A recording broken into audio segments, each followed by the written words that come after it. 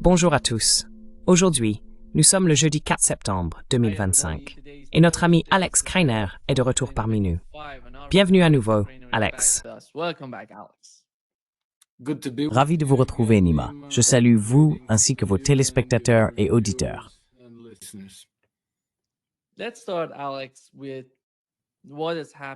Commençons, Alex, par ce qui s'est passé en Chine. C'était quelque chose, disons-le ainsi, l'Inde rejoignant la Russie, la Chine, l'Iran, la Corée du Nord et de nombreux autres pays. Je pense que l'élément décisif dans tout cela a été l'Inde, la présence de l'Inde. Ils sont allés là-bas, ils ont essayé de se rapprocher de l'Est. Comment as-tu perçu cela? Que se passe-t-il dans l'esprit de ces superpuissances? Disons-le ainsi, dans l'esprit de la Russie, de la Chine et de l'Inde, avec l'Iran.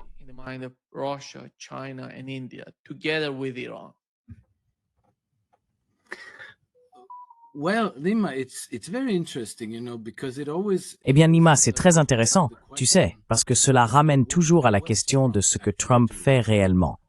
Les États-Unis, ou plutôt l'Empire occidental, courtisent l'Inde depuis une trentaine d'années, plus ou moins. Ils essayent de les rallier à leur camp. Et puis, tu sais, ces dernières années, ils ont formé ce qu'on appelle le Quad. Tu te souviens du Quad? Les États-Unis, l'Australie, le Japon et l'Inde. Et cela devait constituer un important contrepoids à la Chine. Donc, il semblerait que Trump ait vraiment perdu la tête. Ont-ils également pris en compte le Pakistan, ou le Pakistan n'était-il pas si important?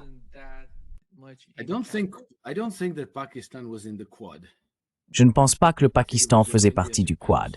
Il me semble que c'était seulement l'Inde, le Japon, l'Australie et les États-Unis, si je ne me trompe pas. Et maintenant, Trump a pratiquement tout envoyé valser, et il a poussé l'Inde dans les bras de la Chine. Donc cela semble contre-productif, à moins de considérer que Trump a peut-être un autre agenda en tête. Parce qu'on a tendance à considérer les pays comme des blocs monolithiques. On dit « les États-Unis font ceci », « les États-Unis font cela ». Mais en réalité, ce ne sont pas vraiment les États-Unis. Ce sont les personnes au pouvoir.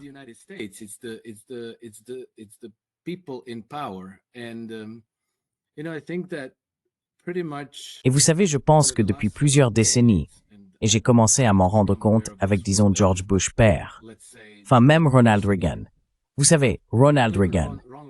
Vous savez, qui était en réalité responsable de la politique étrangère, c'était William Casey, le chef de la CIA, qui était, je crois, un boursier Rhodes. C'était l'un de ces individus ayant des liens très profonds avec Londres. Et puis il y a eu George Bush père, qui, encore une fois, était, d'une certaine manière, d'une façon étrange, redevable à la City de Londres. Vous savez, une vieille famille de banquiers.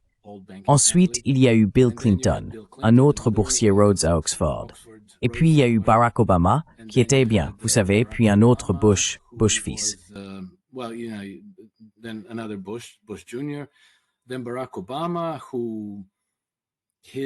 Ensuite, Barack Obama, dont le mentor politique était Tony Blair, ni plus ni moins que le chevalier de l'Empire britannique.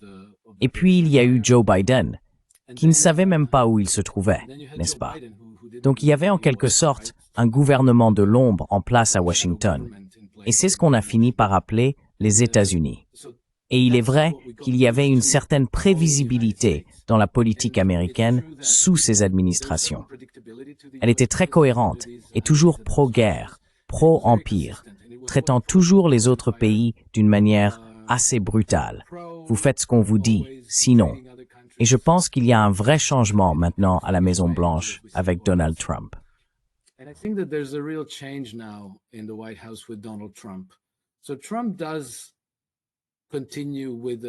Donc, Trump continue effectivement à adopter un style de gestion brutal, mais je pense que le fond est en train de changer.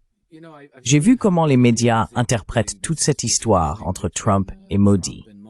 Il y a eu des articles affirmant que Trump aurait essayé d'appeler Modi et que Modi refuserait ses appels et lui raccrocherait au nez, et tout cela. Peut-être que c'est vrai, peut-être que ça ne l'est pas, je n'en sais rien. Nous sommes en pleine tempête de manipulation psychologique. Il faut faire attention à ce que l'on croit ou non. Mais il n'y a eu aucune critique de Trump ou de l'administration américaine à Pékin de la part des participants. Donc ce n'était pas un rassemblement anti-américain. So this wasn't an anti-American gathering. And then there was a meeting between Et puis, il y a eu une rencontre entre Robert Fico et Vladimir Poutine à Pékin, qui a été très intéressante car elle a été largement médiatisée en raison des critiques de Fico à l'égard des politiques de l'Union européenne, ainsi que de l'échange qu'il a eu avec Vladimir Poutine à ce sujet. Mais un point qui est un peu passé inaperçu, c'est que Robert Fico a mentionné que les États-Unis, via la société Westinghouse, construisent une centrale nucléaire en Slovaquie. Robert Fico a déclaré qu'il serait très intéressant pour la Slovaquie que des ingénieurs et des entreprises russes coopèrent sur ce projet avec Westinghouse et la Slovaquie pour cette centrale nucléaire. Vladimir Poutine a répondu que oui, il serait très intéressé par ce type de coopération et qu'en fait, ils avaient déjà proposé une coopération similaire à la partie américaine. We have offered similar cooperation to the American side. Maybe he mentioned Westinghouse by name, I'm not sure. Peut-être a-t-il mentionné Westinghouse nommément, je n'en suis pas sûr. Nous avons suggéré une coopération similaire avec la partie américaine concernant la centrale nucléaire de Zaporizhia, n'est-ce pas? Et Poutine a dit que nous étions déjà en discussion sur ce sujet avec la partie américaine. Donc je pense qu'il n'y a pas de... Vous savez, je pense que la priorité numéro 1 est de changer l'architecture de sécurité mondiale et que les États-Unis se dégagent de leurs engagements impériaux où ils agissent essentiellement comme l'hégémon et le policier du monde au nom de la cabale impériale.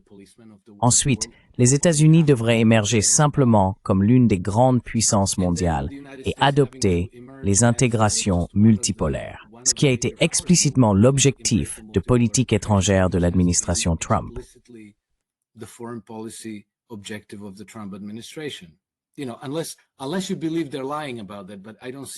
À moins que vous ne pensiez qu'ils mentent à ce sujet, mais je ne vois pas pourquoi ils mentiraient là-dessus. Donc si c'est le cas, alors les États-Unis doivent retrouver leur position de puissance industrielle dans le monde. Si vous voulez commercer avec le reste du monde, vous devez produire quelque chose. Cela ne peut pas se limiter au pétrole, au gaz et au soja.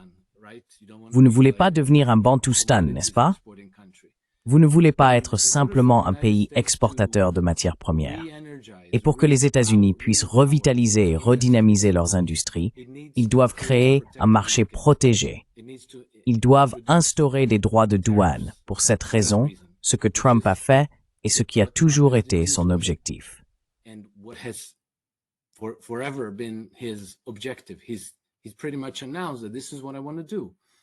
Il a pratiquement annoncé que c'est ce qu'il voulait faire. Donc je pense que l'imposition de droits de douane sur sur l'Inde, n'est pas une punition infligée à l'Inde pour avoir commercé avec la Russie. C'est simplement le langage que Trump doit utiliser pour la consommation intérieure, pour la politique intérieure. Car il faut toujours se rappeler que Trump est le président des États-Unis, mais qu'une grande partie du pouvoir aux États-Unis réside au Congrès, le pouvoir budgétaire surtout. Et au Congrès, Trump ne dispose que d'une très faible majorité, donc il doit avancer avec beaucoup de prudence. Et beaucoup de membres du Congrès sont encore profondément ancrés dans la mentalité de la guerre froide, où la Russie est l'ennemi.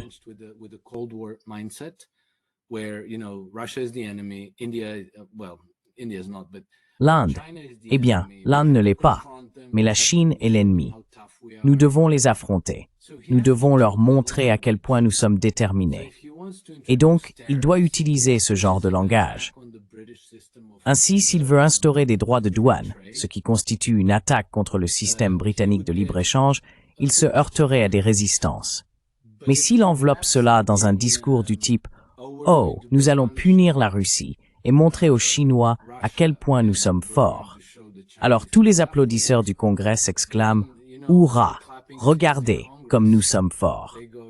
Je pense donc que c'est la raison pour laquelle Trump semble commettre des maladresses dans cette situation.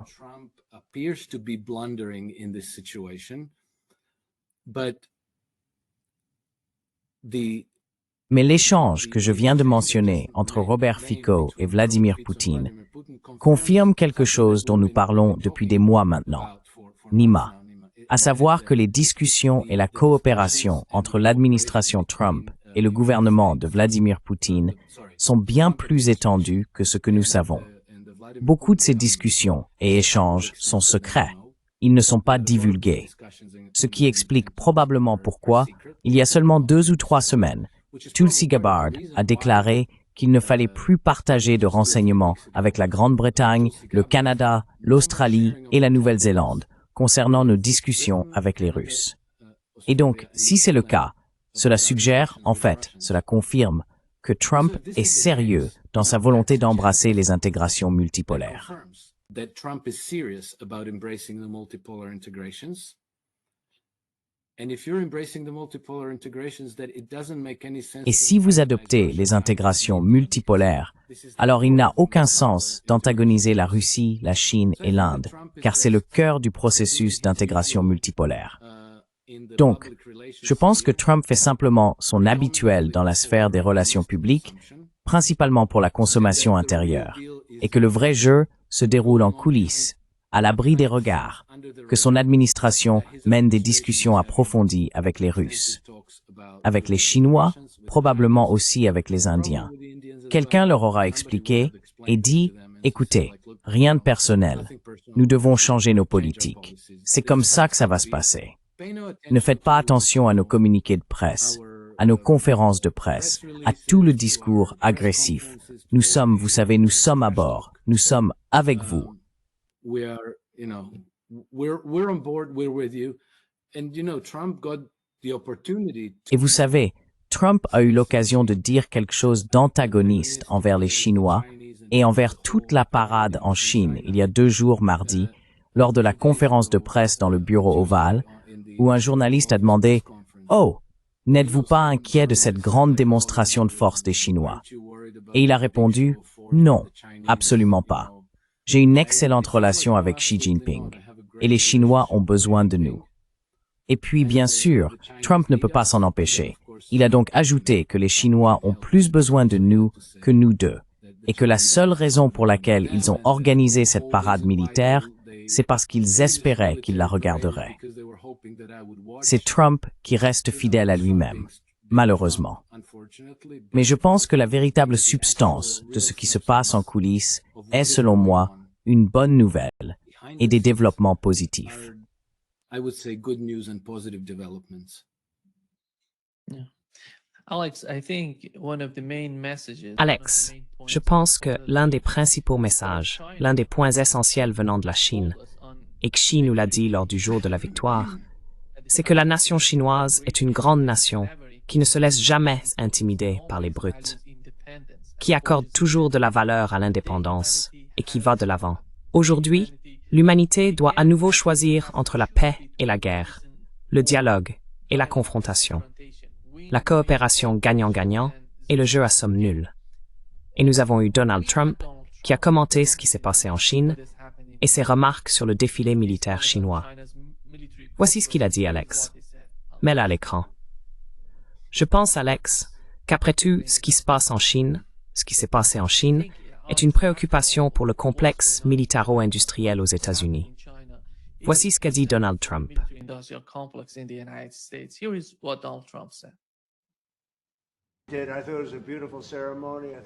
J'ai trouvé que c'était une belle cérémonie. J'ai trouvé cela très, très impressionnant. Mais j'ai compris la raison pour laquelle ils le faisaient. Ils espéraient que je regardais et je regardais.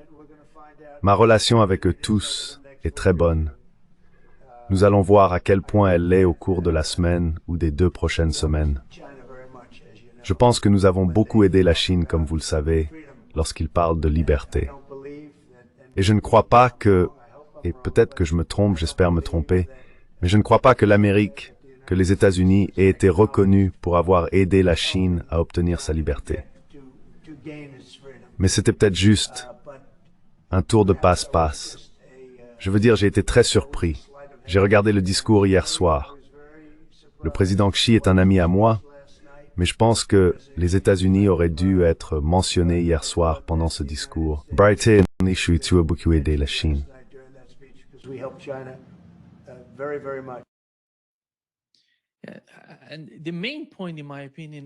Et selon moi, le point principal n'est pas que la Chine se prépare ou s'apprête à attaquer qui que ce soit. Ils essaient de montrer à tout le monde sur cette planète qu'ils sont prêts à se défendre ce qu'ils possèdent et ce qu'ils cherchent à développer, ce qui concerne avant tout la technologie et les liens économiques. On voit différentes sources de pression s'exercer sur le président des États-Unis, car on peut imaginer à quel point il subit la pression de l'establishment.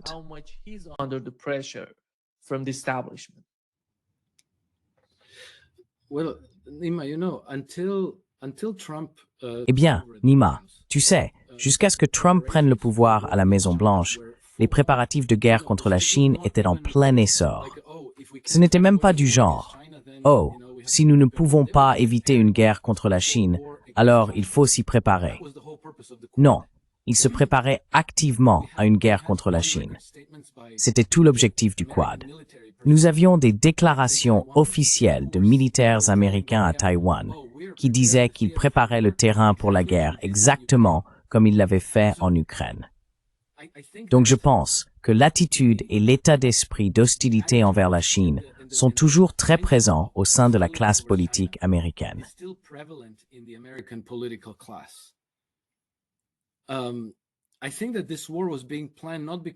Je pense que cette guerre a été planifiée non pas parce que quelqu'un avait, des illusions de pouvoir la gagner. Mais vous savez, les empires ne mènent pas des guerres parce qu'ils pensent qu'ils vont les gagner. Ils mènent des guerres pour les faire durer, car cela maintient une certaine cohésion de la société à l'intérieur du pays. Vous savez, il y a un grand, méchant ennemi extérieur qu'il faut combattre. Et alors, on peut expliquer tous les problèmes de la société. L'infrastructure qui se dégrade, le système de santé en déclin, le niveau de vie, la crise économique, l'inflation. Tout cela, on peut ensuite le mettre sur le dos de la Chine. Voilà pourquoi il faut cette guerre. Et donc je pense qu'il y a des intérêts puissants et bien établis aux États-Unis qui veulent encore désespérément cette guerre.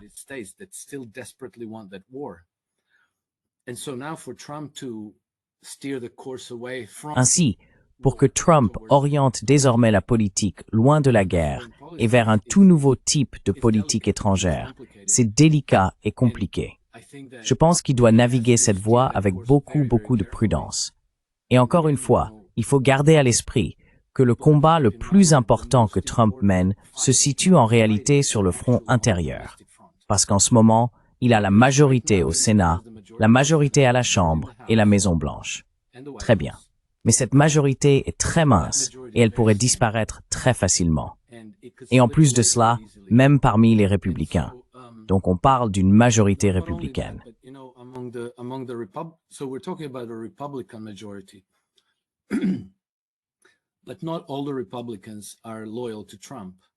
Mais tous les républicains ne sont pas fidèles à Trump, et beaucoup d'entre eux lui sont en réalité déloyaux. Vous savez, ils n'hésiteront pas à le trahir s'ils en ont l'occasion. Donc je pense que les gens ont des attentes exagérées. Ils pensent que, vous savez, Trump devient président, il est élu, il entre à la Maison-Blanche, puis il claque des doigts et tout se réorganise comme il le souhaite. Ça ne fonctionne pas comme ça. Vous savez, nous avons tous vu à quel point la majorité du Congrès américain est sous l'influence de l'AIPAC. Vous savez, le député Massey a expliqué que pratiquement tout le monde, sauf lui et peut-être une autre personne, a un superviseur de l'AIPAC. Il les appelle plusieurs fois par jour pour vérifier comment ils votent, comment ils sont informés, quelles sont leurs priorités.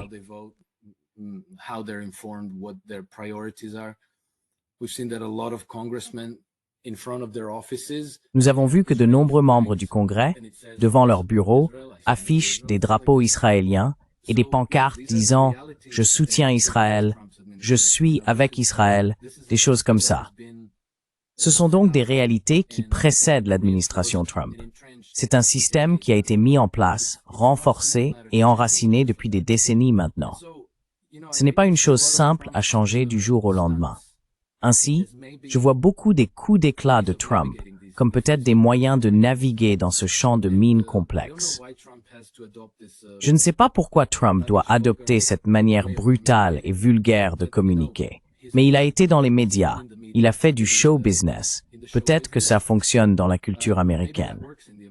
Peut-être qu'être un sage taoïste et parler en concepts complexes et abstraits ne fonctionne pas aussi bien.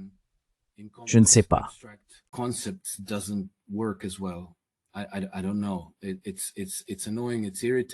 C'est agaçant, c'est irritant, c'est douloureux et embarrassant à regarder. Mais jusqu'à présent, je dois dire que si l'on compare la situation actuelle à celle d'il y a 7 mois, je pense que le monde est dans un état bien meilleur.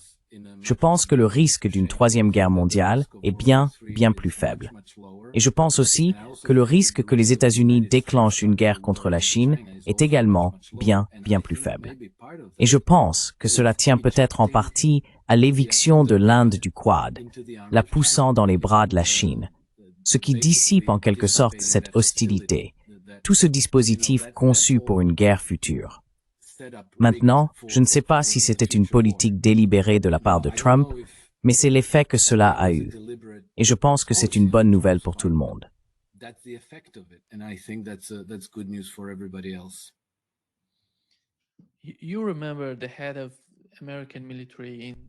Vous vous souvenez que le chef de l'armée américaine au Japon, sous l'administration Biden, avait déclaré qu'il se préparait à combattre la Chine d'ici 2025. Il parlait littéralement de la prochaine administration à venir, et il pensait peut-être que Kamala Harris gagnerait, et ils avaient tous ces plans préparés. Mais il semble que Donald Trump, ce qui est vraiment étonnant chez lui, et que j'apprécie vraiment, c'est qu'il est honnête d'une manière positive. Il n'essaie pas de minimiser ce qu'il observe. C'est un bon point de la part du président des États-Unis, d'apprécier ce à quoi il est confronté. Dans le cas de l'Iran, il a fait la même chose, je m'en souviens.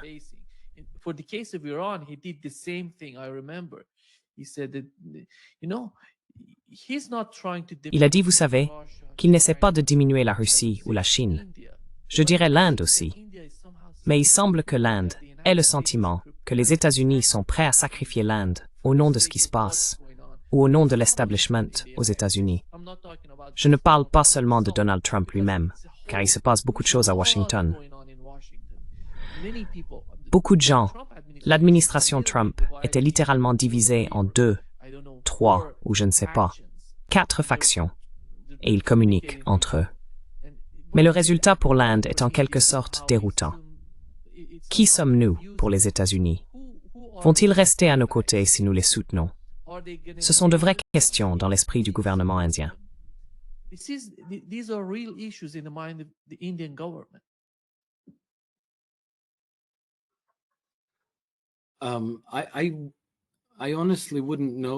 Honnêtement, Nima, je ne saurais pas dire comment ces choses sont perçues par le gouvernement indien. Et évidemment, la plupart des gens les percevront de la manière dont les médias grand public les présentent. La logique du pouvoir veut qu'il y ait toujours une sorte de cercle restreint de sages qui élaborent la politique étrangère. Donc il y aura Narendra Modi, probablement Jai Shankar, le ministre des Affaires étrangères, et peut-être quelques autres personnes. Je pense qu'ils connaîtront la vérité, mais qu'ils ne la divulgueront pas. Ils se contenteront d'avancer avec les réalités qui s'imposent à eux. Ils devront inévitablement laisser les récits se former comme ils doivent l'être.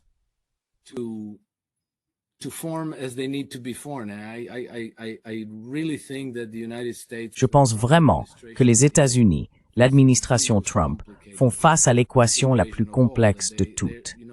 La marge de manœuvre de Trump est bien plus risquée que celle de l'Inde, de la Russie, de la Chine ou de l'Iran. Ces pays ont un leadership clair. Ils ont une direction claire.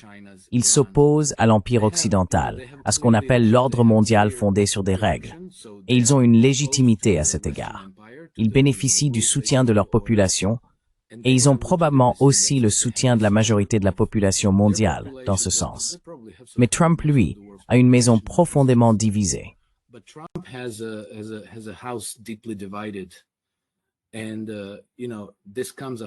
Et vous savez, cela fait suite à des décennies et des décennies où les États-Unis ont été utilisés comme le bras armé militaire de l'Empire occidental. Les personnes les plus puissantes aux États-Unis sont celles qui ont servi cette cause. Tout le monde des affaires, le complexe militaro-industriel, l'agro-industrie, les grandes entreprises pharmaceutiques. Tout cela s'est développé progressivement autour de cette politique étrangère. Cela est évident depuis des décennies, car déjà, Che Guevara disait célèbrement « Je vous envie, vous les Américains, parce que vous menez le combat le plus important de tous, car vous vivez dans le ventre de la bête. » Et c'est vraiment vrai. Et je pense que c'est désormais la mission de Trump. Trump's assignment. The more I look, it's been 7 months now. Plus j'y réfléchis, ça fait maintenant 7 mois, plus j'ai tendance à croire Trump. Et je ne l'absous pas de ses maladresses et de ses erreurs, parce qu'il en a commis un certain nombre, et des grosses. Mais je pense que lorsqu'ils disent « Nous voulons mettre fin à l'Empire », nous voulons adopter l'intégration multipolaire, nous voulons mettre fin aux guerres, je crois qu'il est sincère à ce sujet. C'est juste qu'il n'est pas l'empereur des États-Unis. Il y a un congrès. Il y a des centaines et des centaines de lobbyistes à Washington. Il existe des intérêts corporatifs très très puissants qui ont beaucoup à perdre. En plus de ces questions géopolitiques, on voit aussi ce qui se passe avec l'administration qui s'attaque à Big Pharma. C'est un gros combat.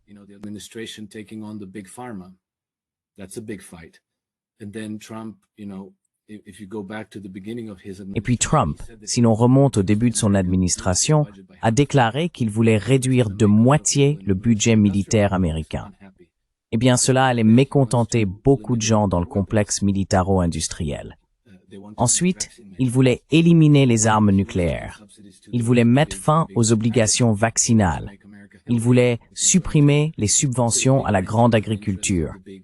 Il voulait rendre l'Amérique à nouveau saine, ce qui allait sérieusement contrarier les intérêts de l'industrie agroalimentaire et agricole. C'est donc un programme très très ambitieux. Mais il me semble, après 7 mois d'observation, non pas de la rhétorique, ni des déclarations publiques ou des communiqués de presse, mais des politiques réelles, que l'administration est sincère et qu'elle essaye vraiment de changer la trajectoire des États-Unis.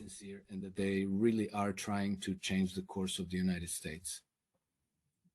I think, after all, we have to be honest. Je pense qu'au fond, il faut être honnête avec nous-mêmes à propos de la Chine, de la Russie et de l'Inde, même de l'Iran, parce que ces pays sont tellement interconnectés.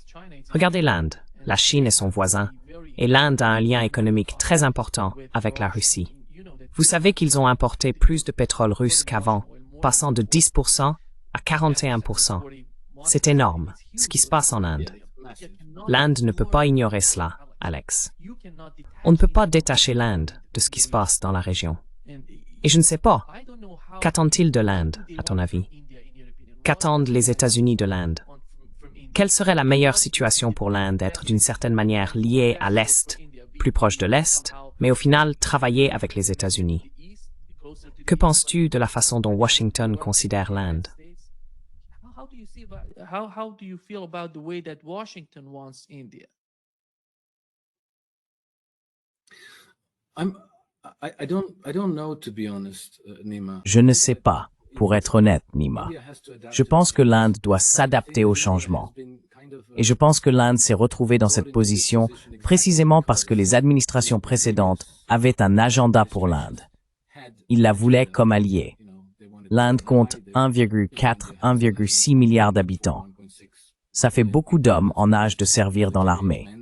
Donc, si vous voulez aller détruire la Chine, vous n'allez pas le faire avec des troupes de Singapour, du Japon ou de l'Australie. Il faut de très grandes armées. L'Inde a aussi joué un rôle dans cette dynamique. Donc c'est maintenant le temps de l'ajustement. Trump a fait des ouvertures amicales envers la Russie. Trump a fait des ouvertures amicales envers la Chine, envers la Corée du Nord. Je pense qu'il n'y a aucune raison pour que Trump ne fasse pas d'ouverture amicale envers l'Inde. Et je pense qu'ils seront capables de surmonter leurs différends. mais savoir si l'administration Trump a des attentes particulières envers l'Inde ou, vous savez, veut lui imposer un rôle régional. Je ne peux pas le dire. Je ne sais vraiment pas. I can't say. I genuinely don't know. We had Armenia and Azerbaijan. Nous avons vu l'Arménie et l'Azerbaïdjan être invités en Chine et l'Iran discuter avec la Turquie de la situation dans la région. Je suis certain que la Chine, je ne sais pas, car la Chine ne se limite pas à la Russie et à l'Iran. Et la sécurité de la région concerne aussi la Chine, ainsi que l'initiative, la ceinture et la route. Vous savez, la situation est bien plus complexe que la façon dont on parle de la sécurité. La manière dont l'Iran perçoit sa frontière nord et comment Israël les a utilisés pour attaquer l'Iran. Mais cela reste un détail mineur face à l'ensemble de ce qui se passe là-bas. Comment voyez-vous ces deux pays et la façon dont la Chine, je dirais, a essayé de les intégrer dans ses calculs? Ou peut-être ont-ils eu des discussions lors de la réunion qui s'est tenue en Chine? Désolé, juste pour être sûr de bien comprendre, parlez-vous de l'Iran ou de l'Azerbaïdjan? Seisimiets de l'Azerbaïdjan. L'Arménie et l'Azerbaïdjan. Oui, Yeah, that's interesting, Nima. Well, Oui, c'est intéressant, Nima. Eh bien, tu sais, je pense que l'Azerbaïdjan va devoir descendre de son piédestal et s'adapter aux changements qui se produisent sur le continent eurasiatique. Tout d'abord, je pense qu'ils se mettent dans une position similaire à celle de l'Ukraine. D'une certaine manière, ils se mettent en danger d'être détruits. Je crois aussi que l'Azerbaïdjan n'est pas particulièrement bien placé pour provoquer ni l'Iran ni la Russie. Car si c'était le cas, si c'était une carte forte à jouer, alors les puissances occidentales l'auraient déjà joué, et ce depuis longtemps. Mais ils ont commencé par l'Ukraine. C'était leur carte la plus forte. Quand cela a commencé à échouer, ils ont ouvert un nouveau front au Moyen-Orient.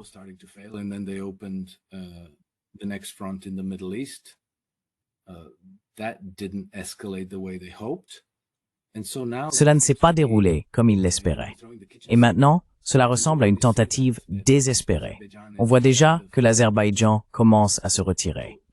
Et puis l'Arménie, c'est vraiment étrange, parce que le président de l'Arménie est lui aussi complètement sous l'influence des mondialistes.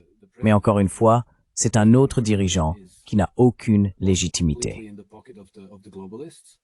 Je ne sais donc pas combien de temps il pourra tenir et continuer avec ses politiques fondamentalement autodestructrices pour l'Arménie. C'est presque comme, non, ce n'est pas presque. C'est exactement comme la Moldavie sous Sandu. Je pense qu'ils ont déjà perdu leur légitimité et que ce n'est plus qu'une question de temps avant qu'ils ne soient obligés de s'adapter aux changements ou qu'ils ne soient balayés du pouvoir.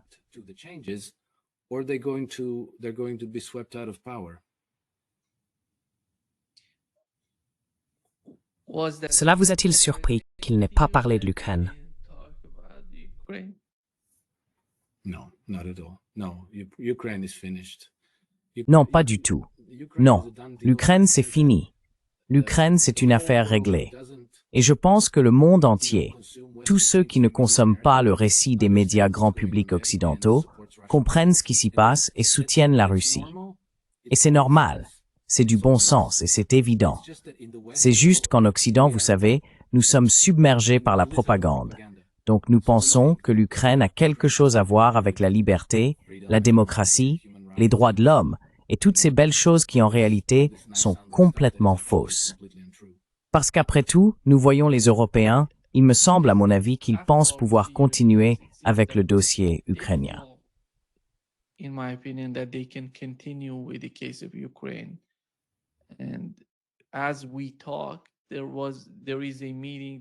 Pendant que nous parlons, il y a une réunion, une sorte de discussion entre la France, l'Allemagne et l'Ukraine. Que veulent-ils à ce moment précis? Je ne sais pas si vous avez vu la carte accrochée au mur derrière eux, mais elle montre toute la partie orientale de l'Ukraine. Non seulement les 4 oblasts déjà intégrés à la Russie, mais aussi Odessa, Nikolaïev et jusqu'à Kharkov, tous représentés comme faisant partie de la Russie sur la carte. they're all part of Russia on the map. You know, Nima, I have to say, I did see that. And I have to Tu say, sais, I Nima, suspect that that's also je dois dire que j'ai vu ça. because Et je dois dire que je soupçonne aussi que c'est une opération psychologique. Parce que je pense que pour la Russie, la question centrale est de savoir si le gouvernement à Kiev va se réaligner avec Moscou, redevenir un État ami, neutre, ou s'il va rester un vassal loyal de l'Occident. Cela change tout. Si le gouvernement à Kiev se réaligne avec Moscou, alors avec le temps, il deviendra comme la Biélorussie aujourd'hui, presque comme une partie autonome de la Russie, complètement dans la sphère d'influence russe. Et alors, bien sûr, les Russes auront un grand contrôle sur le gouvernement ukrainien et ils pourront neutraliser les menaces à leur sécurité sans avoir à conquérir militairement l'Ukraine. without having to conquer Ukraine militarily. And at that point, which is maybe some years into the Et à ce moment-là, qui pourrait survenir dans quelques années, je ne vois pas de réelle différence entre atteindre cet objectif par la conquête militaire ou simplement en s'assurant qu'il y ait un changement de gouvernement à Kiev et que le nouveau gouvernement vous soit loyal. La conquête militaire est toujours bien plus coûteuse. Donc si on peut l'éviter, on le souhaite. Donc, afficher la carte de cette façon, à la vue de tous, j'ai pensé que c'était une opération psychologique pour une raison quelconque. Et évidemment, ça a fait exploser la tête de tout le monde en Occident. Peut-être que ce n'était qu'une blague. Qui sait? Maybe it was just a prank, who knows? Maybe they want to have that Peut-être part of Ukraine qu'ils veulent que cette partie de l'Ukraine soit entièrement gouvernée par la Russie. governed by Je ne parle pas de capturer la zone tampon dont vous parlez, Odessa et Nikolaïev, en remontant jusqu'à Kharkov, et de la considérer comme une zone tampon, mais d'obtenir une certaine autonomie, une forme d'autogouvernance. Cela pourrait être l'avenir envisagé par les Russes. That may be the future in the mind of Russians. Well, yes, I think so, but you see, if you Eh bien, go by the oui, means je le of pense. military conquest, Mais vous voyez, si vous passez par la conquête militaire, il va falloir beaucoup plus de combats. Vos troupes devront entrer, disons, à Zaporizhia, Kharkiv, Odessa, et dans tous ces endroits. Et ensuite, vous devrez toujours compter sur les structures locales du gouvernement pour mettre en œuvre certaines politiques que vous souhaitez, afin que l'Ukraine ne soit plus une menace pour vous, qu'elle devienne une nation coopérative, neutre, qui ne rejoigne pas l'OTAN, qui n'accueille pas de troupes étrangères, qui n'acquiert pas de missiles nucléaires, qui n'installe pas de base de lancement de missiles américains, et ainsi de suite. Vous devez toujours passer par le gouvernement local pour cela. La seule chose qui change, c'est que si vous vous contentez, disons, de changer le gouvernement à Kiev, le même résultat se produit, mais sans que vos troupes aient à entrer à Odessa, Kharkiv et tout le reste. but without your troops having to go into Odessa and Kharkov and all of this. So you're going after Donc, the same en gros, vous objective. poursuivez le même objectif et vous allez devoir utiliser les mêmes moyens. La seule différence avec la conquête militaire, c'est que vos troupes vont entrer en premier et exercer une pression sur les gouvernements locaux. Si les troupes n'entrent pas en premier, vous allez exercer une pression sur les gouvernements locaux via le gouvernement central, mais vous arriverez au même résultat. Évidemment, la conquête militaire pourrait être plus rapide, mais elle est plus coûteuse. Elle coûte des vies. Elle provoque la destruction du pays. D'une manière ou d'une autre, vous serez responsable de la reconstruction. Donc je ne sais pas, mais il me semble que les Russes ne sont pas particulièrement enclins à la conquête militaire et à faire la guerre. Mais je pense qu'ils cherchent à prendre le contrôle de l'Ukraine.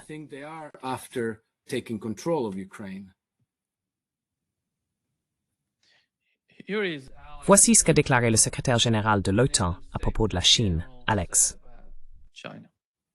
China. La Chine investit massivement pour renforcer et moderniser son armée. Ses industries de défense produisent des armes et du matériel militaire lourd à un rythme remarquable, je dirais même stupéfiant. Et ce n'est pas seulement pour parader lors des grands défilés militaires à Moscou ou, comme hier, à Pékin, mais pour exercer une influence de manière agressive, tenter de remodeler l'ordre mondial et saper notre liberté et notre sécurité. Voilà ce qui est en jeu.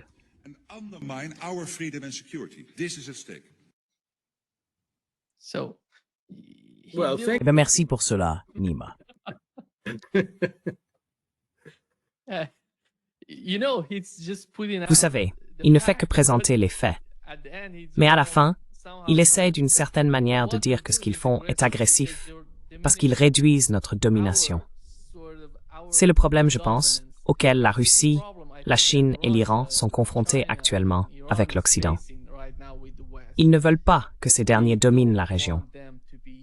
La Russie ne veut pas que les États-Unis soient en Ukraine, ne veut pas que les Européens soient en Ukraine, ni que des armes de l'OTAN s'y trouvent. Et même au Moyen-Orient, ils ne veulent pas. Les États-Unis peuvent améliorer les liens économiques avec les pays de la région. Mais au final, lorsqu'il s'agit de sécurité, c'est beaucoup plus sensible pour eux.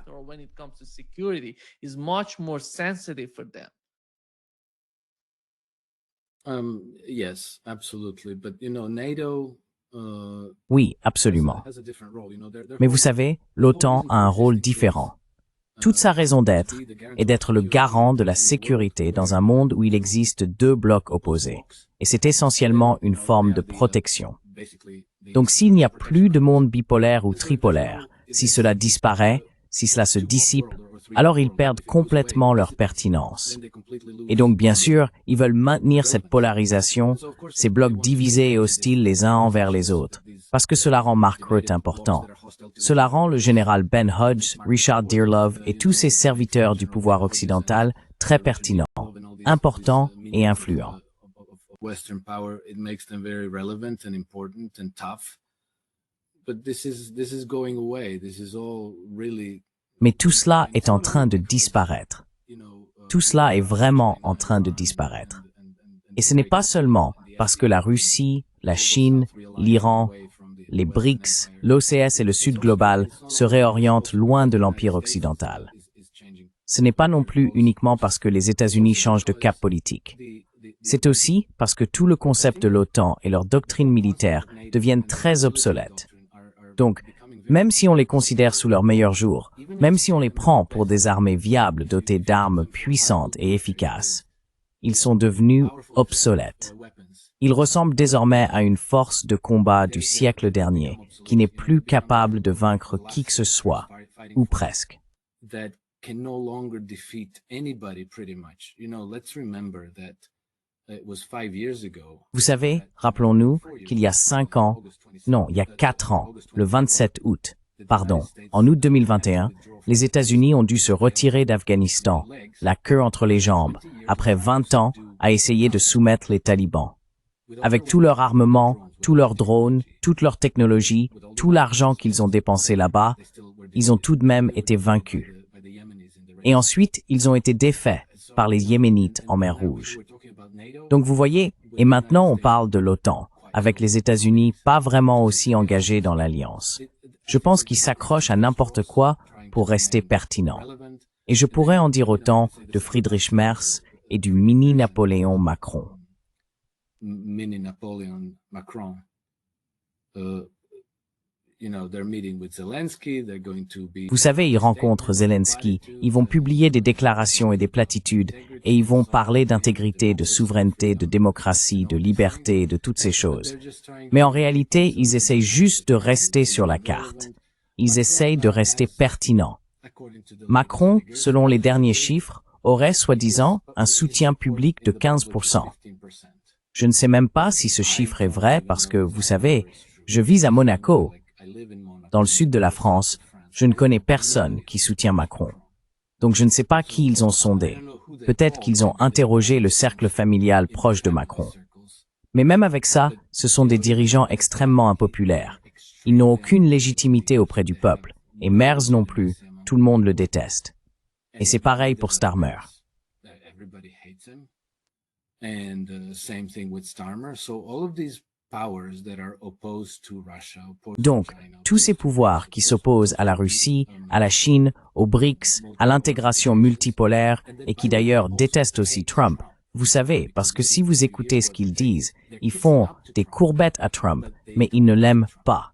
Ils sont tous extrêmement faibles et ils sont illégitimes et ils vivent vraiment sous l'ombre d'une révolution.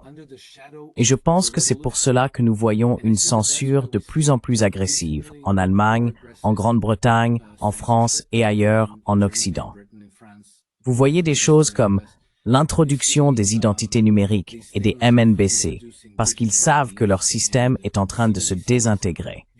Et je pense qu'ils comprennent que la seule façon de se sauver serait de réussir à nouveau à exciter tout le monde contre un ennemi extérieur, d'envoyer tous les hommes à la guerre. Vous savez, les hommes en âge de combattre, tout le monde à la guerre.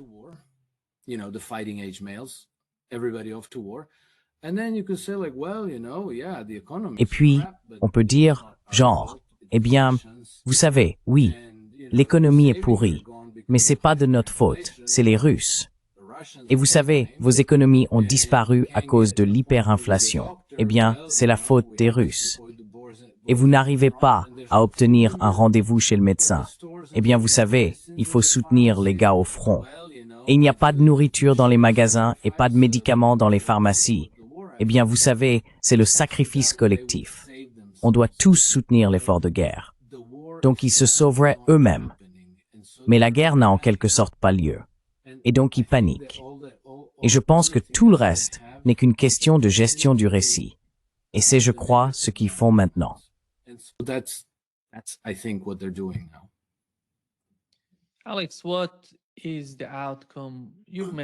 Alex, quel est le résultat?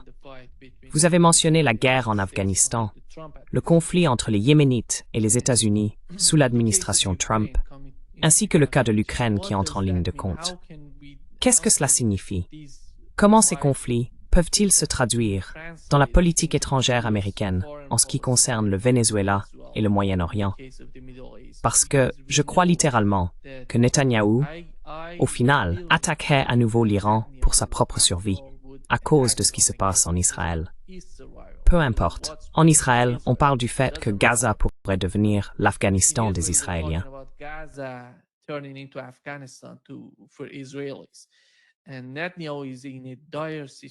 Et Netanyahou se trouve dans une situation politique désespérée en Israël. Comment voyez-vous ces discussions et ces facteurs entrer dans leurs calculs?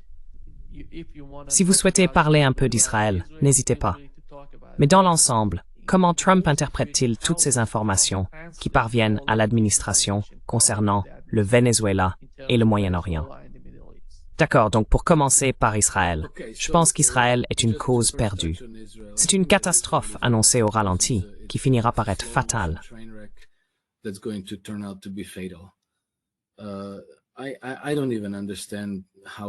Je ne comprends même pas comment les membres du cabinet de Benjamin Netanyahou fonctionnent. Je pense qu'ils sont tous délirants et psychotiques parce qu'ils parlent du grand Israël. Ils sont en guerre contre tout le monde et ils se préparent à affronter la Turquie. Ils ont déjà déclaré à plusieurs reprises que la Turquie est désormais leur principale menace, même une menace plus grande que l'Iran. Donc, ils se préparent à cette guerre. Et ils disent qu'ils devront, oui, bien sûr, il faut encore une fois, aller en guerre contre l'Iran, qui pourrait littéralement les rayer de la carte. Donc, je suis vraiment perplexe. Mais le problème, vous savez, pour Trump, c'est d'essayer de trouver comment éviter cette guerre. For Trump, the problem is trying how to avoid that war because, if there's another showdown between Israel and Parce que, vous savez, s'il y a une nouvelle confrontation entre Israël et l'Iran, il est très difficile d'imaginer comment Trump pourra éviter de venir au secours d'Israël. Ce sera compliqué. Nous verrons ce qui se passera. En ce qui concerne le Venezuela, je pense que c'est encore un coup de bluff. Trump a envoyé une petite flottille de navires et 4000 marines, si je ne me trompe pas, 4000. Je pense qu'environ la moitié d'entre eux sont, vous savez, des soldats qui restent sur les navires, l'équipage de ces navires, ce qui signifie qu'il n'y a que 2000, peut-être la moitié de ce nombre, qui pourraient réellement débarquer au Venezuela, aller à Caracas et changer le régime. C'est complètement absurde. C'est une plaisanterie. That's a joke. Caracas is at 1,000 meters Caracas se trouve à 1000 mètres d'altitude et il y a une grande montagne qui sépare Caracas de la côte. Il n'y a qu'une seule route reliant le littoral à Caracas. Alors, comment pourrait-on même rêver de changer de régime au Venezuela avec 2000 marines? Vous savez, c'est encore une de ces situations où la mesure politique de Trump est tellement stupide, tellement insensée, qu'elle ne peut pas être ce qu'elle semble être. Donc, je considère ça comme un coup de communication, et nous verrons bien. Peut-être qu'ils renforceront leur présence, et peut-être qu'ils enverront des renforts. Et peut-être que s'ils amènent 200 000 marines dans les Caraïbes et les préparent à lancer une invasion du Venezuela, cela ressemble davantage au type de force dont on aurait besoin. That looks more like the force that you would need, but maybe even that's not enough. Mais peut-être que même cela ne suffit pas. Vous savez, le Venezuela n'est pas un terrain plat, comme entre l'Ukraine et la Russie. Ce n'est pas une plaine où l'on peut simplement avancer. C'est une grande montagne qui s'élève très haut. C'est très escarpé, avec une végétation pratiquement tropicale, puis cela descend vers Caracas. Je ne sais pas. Peut-être qu'ils veulent simplement prendre les installations pétrolières du lac de Maracaibo. Je ne sais pas. Quoi qu'il en soit, pour l'instant, tout cela ressemble à une mise en scène, car sinon, c'est tout simplement trop stupide pour qu'on perde du temps à s'en inquiéter.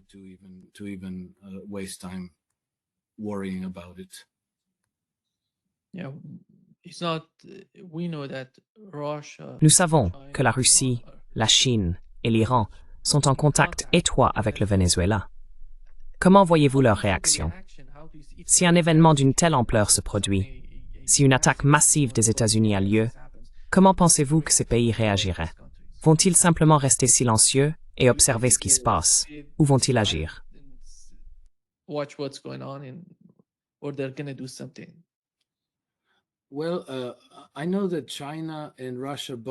Eh bien, je sais que la Chine et la Russie ont déjà toutes deux une coopération militaire assez poussée avec le Venezuela. Je ne sais pas quel type d'armement ils ont échangé. Je pense qu'ils ont probablement fourni certains types d'armes aux Vénézuéliens. Je n'en ai pas la certitude, mais je m'attendrais à ce que l'une des principales choses qu'ils aient à fournir soit des systèmes de défense antiaérienne. Parce que s'il y avait une invasion, la première chose à faire serait d'imposer une zone d'exclusion aérienne et de contrôler l'espace aérien. Et donc, si le Venezuela disposait de systèmes antiaériens russes ou chinois, cela rendrait très difficile, dangereux et risqué pour les Américains de tenter d'imposer une zone d'exclusion aérienne au-dessus du Venezuela.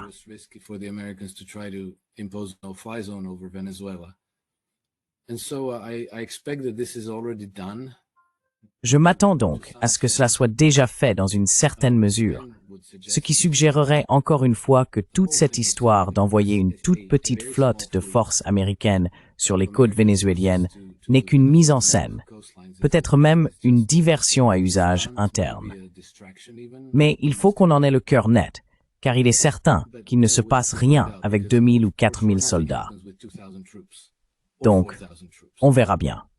Je crois, n'ont-ils pas déjà fait volte-face et commencé à s'éloigner du Venezuela?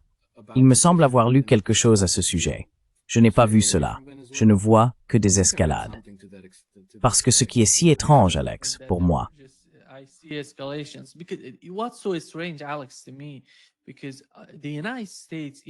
parce que les États-Unis, en ce moment précis, font face à d'énormes problèmes. Au cours des 3 dernières années, le dollar a perdu 50% de sa valeur par rapport à l'or. Vous savez, c'est énorme pour les États-Unis. Ce qui se passe avec le dollar et la manière dont il pousse ces pays, on parle de l'Inde, de la Chine, de la Russie, de l'Iran ensemble, ce que Donald Trump, à mon avis, n'était pas prêt à faire avant d'arriver au pouvoir, avant d'être élu. Parce qu'il en a parlé. Il a dit, pourquoi avons-nous besoin que l'Iran et la Russie soient nos ennemis? Nous sommes en train de détruire la puissance du dollar. C'est une approche totalement opposée. Et ils vont au Venezuela. Je ne sais pas si ce sera aussi énorme que le Vietnam, mais ce sera énorme pour l'économie américaine si vous allez dans cette direction. Parce que les Vénézuéliens ne vont pas se rendre et dire « Venez et prenez tout ». Ils vont se battre.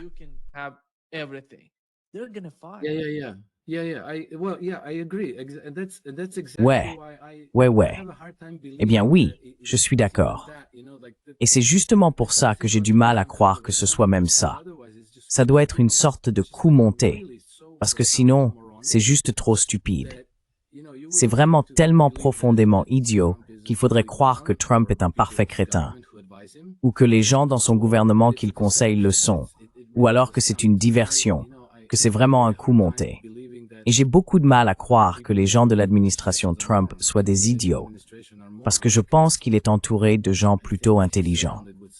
Et bien sûr, je sais que la pression du cartel bancaire et des grandes compagnies pétrolières serait « OK, allez nous chercher le Venezuela ».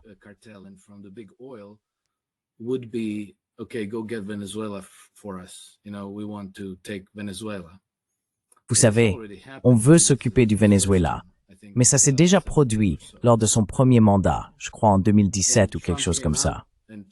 Oui, et Trump est sorti en tenant un discours musclé sur le Venezuela. Ah oui, on va changer le régime et Maduro doit partir. Et vous savez, Juan Guaido est le meilleur gars et c'est le vrai président. Mais il ne s'est rien passé. Trump a confié les opérations de changement de régime au Venezuela à Elliott Abrams et John Bolton. Elliott Abrams, vous savez, il était très en vue lors de l'affaire Iran-Contra dans les années 80, non? Et puis il a disparu. Je ne savais même pas qu'il existait encore. Et John Bolton, vous savez, Trump lui-même pense que c'est la personne la plus stupide qu'il ait jamais connue, non?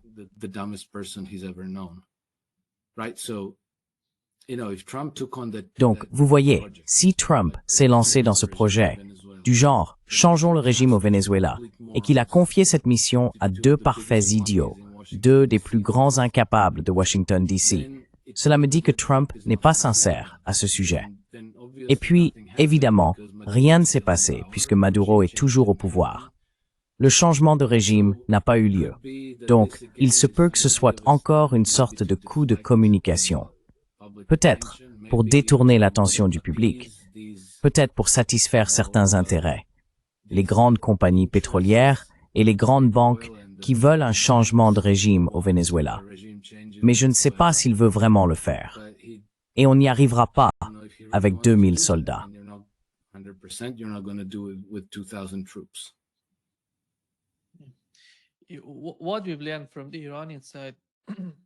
D'après ce que nous avons appris du côté iranien, Alex, ils ont eu une réunion très importante entre l'Iran et la Chine concernant les systèmes de défense iraniens.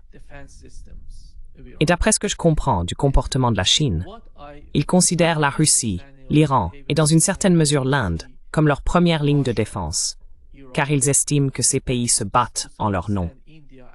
Parce que si ces pays ne se battent pas, le conflit arrivera en Chine. Donc, ils estiment devoir continuer à soutenir ces pays afin de dissuader l'Occident de s'en prendre à eux, car cela aurait un impact énorme sur l'économie chinoise et son avenir. Comment percevez-vous cette façon de penser?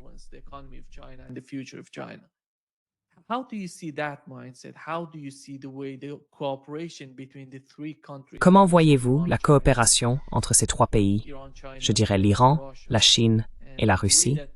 Et dans quelle mesure pensez-vous que la Chine soutient cela? Le cas de l'Ukraine, à mon avis, est en train de s'éloigner, car il n'y a rien en Ukraine à sauver pour l'Occident. Mais il pourrait tout de même considérer le cas de l'Iran. Si l'Iran disparaît du tableau, la Russie serait en grande difficulté au sud. La sécurité énergétique de la Chine serait également fortement impactée par tout changement en Iran. Comment souhaite-t-il que l'Iran soit? Jusqu'à quel point, selon vous, sont-ils prêts à soutenir l'Iran, la Russie et la Chine?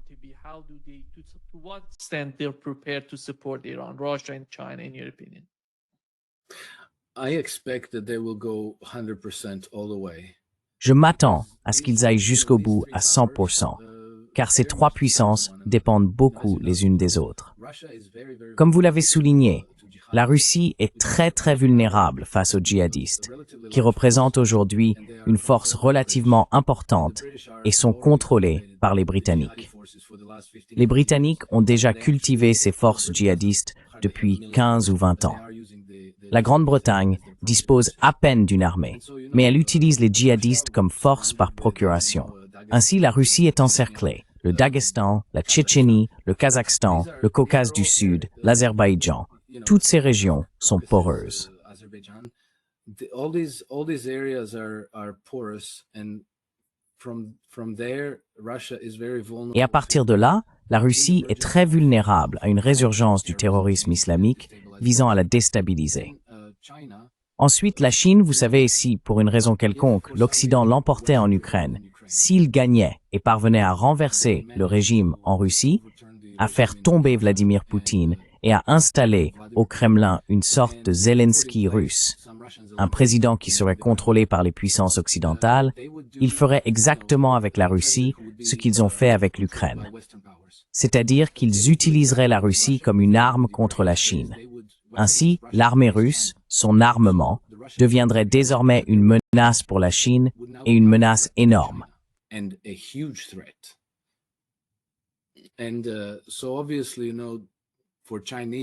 Et donc, évidemment, pour les Chinois, il est existentiel de soutenir la Russie et le régime de Vladimir Poutine. Et puis, pour la Russie, la Chine est tout aussi importante en tant que marché commercial et d'exportation, en tant que pays avec lequel ils peuvent échanger des technologies et avoir accès au Pacifique occidental. Donc les trois nations, mais je pense qu'à ce stade, l'Iran et la Russie en particulier sont très très importantes pour la Chine. Et je pense qu'ils vont les soutenir sans aucune réserve. Vous savez, pour n'importe qui en Occident, je pense qu'il y a des gens en politique qui croient que s'ils proposent des accords commerciaux aux Chinois ou réduisent les tarifs douaniers, ils pourront renverser ce partenariat.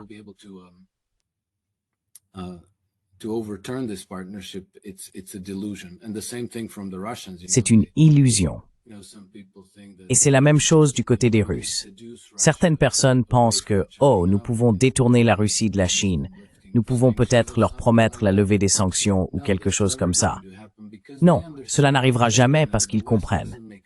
L'Occident ne se fait pas d'amis. L'Occident utilise simplement une puissance contre une autre. Donc s'ils sont amicaux avec vous aujourd'hui, c'est parce qu'ils veulent que vous combattiez pour eux demain. Et tout le monde a compris cela. Donc plus personne ne les croit. Et personne n'a envie de faire à son pays ce que les Ukrainiens ont fait à l'Ukraine.